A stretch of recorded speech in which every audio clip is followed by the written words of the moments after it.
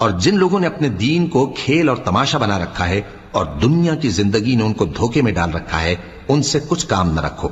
ہاں، اس قرآن کے ذریعے سے نصیحت کرتے رہو تاکہ قیامت کے دن کوئی اپنے اعمال کی سزا میں ہلاکت میں نہ ڈالا جائے۔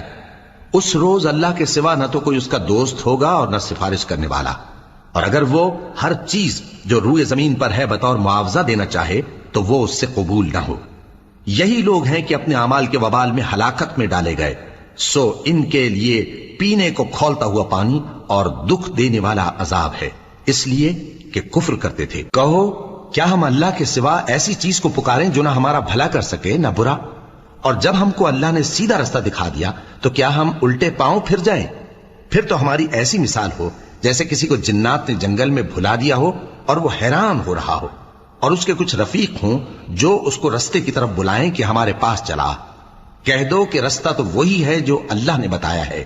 اور ہمیں تو یہ حکم ملا ہے کہ ہم اللہ رب العالمین کے فرما بردار بنیں، اور یہ بھی کہ نماز پڑھتے رہو اور اس سے ڈرتے رہو، اور وہی تو ہے جس کے پاس تم جمع کیے جاؤ گے،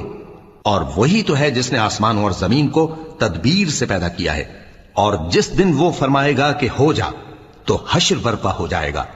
اس کا ارشاد برحق ہے، اور جس دن سور پھونکا جائے گا اس دن اسی کی بادشاہت ہوگی، وہی پوشیدہ اور ظاہر سب کا جاننے والا ہے،